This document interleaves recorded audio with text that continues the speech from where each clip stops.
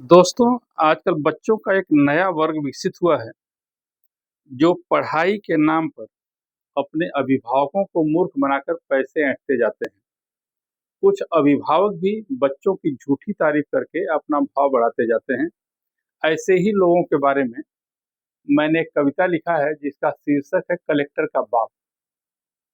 सुने, कुशाग्र बुद्धि तेज बच्चे एकांत ढूंढते रहते हैं, जगह देख एकांत कहीं चुपचाप पढ़ाई करते हैं। ना तारीफ का चक्कर, ना ही शौक कोई प्रशंसा की। लक्ष्य फतह का दृढ़ निश्चय, चाहत नहीं अनुशंसा की। लक्ष्य वेध उपरांत बात प्रकट सार्वजनिक होती है। विजय चूमती चरण वीर के, पराजय छुपकर रोती है। आजकल एक नया वर्ग बच्चों का उत्पन्न हुआ है, माँ बाप की मदद से विकसित और संपन्न हुआ है। बच्चे खोलकर पुस्तक दिन रात देखते रहते हैं। आगंतुक ये दिखा कोई तो जोर जोर से पढ़ते हैं। मेहमान उत्सुकतावश एक बार पूछ ही लेता है, क्या पढ़ाई करता लड़का तन को कष्ट जो देता है।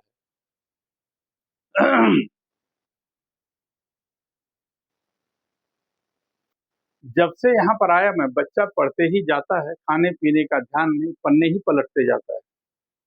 ऐसा प्रश्न सुनते ही बाप का सर ऊंचा हो जाता है। जवाब के पहले ही गर्व से सीना चौड़ा हो जाता है। जवाब बाप मेहमान को योग्यता अनुसार सुनाता है। शिक्षित को यूपीएससी, गंवार को कलेक्टर बताता है।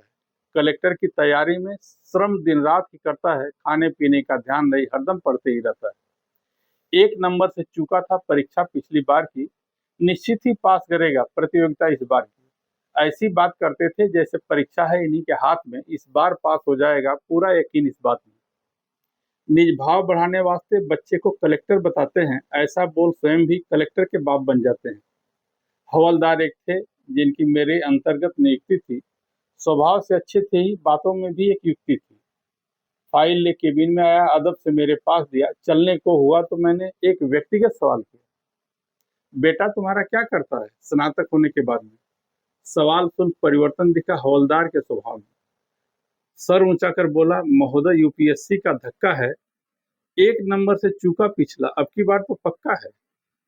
अति विश्वास दिखा उसमें, पर मैंने एक सुझाव दिया, इंस्पेक्टर की परीक्षा में भी बैठाने का राय दिया। मेरी सलाह सुनकर उसका चेहरा थोड़ा उतर गया। इंस्पेक्टर होना तौहीन सोच, जोश थोड़ा बिफर गया। चेहरा देखकर उसका मनोभाव में समझ गया। आगे कुछ ना बोला, केबिन से बाहर निकल गया।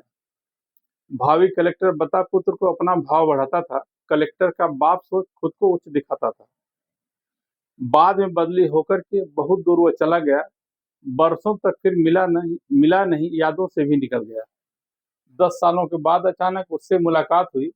छुट्टी का दिन होने से बैठे बहुत देर तक बात हुई। बेटे की बात पूछा तो वो फूट फूट कर रो पड़ा। बोला उसने बर्बाद किया, कहीं का हमें नहीं छोड़ा। 10 सालों तक बार बार एक नंबर से फेल बताता था, अगली बार के भरोसे पर वो पैसे लेते जाता था। 10 सालों तक पैसे लेकर उसने मुझको बर्बाद किया। साहब की तो बात बड़ी, चपरासी भी ना पास किया।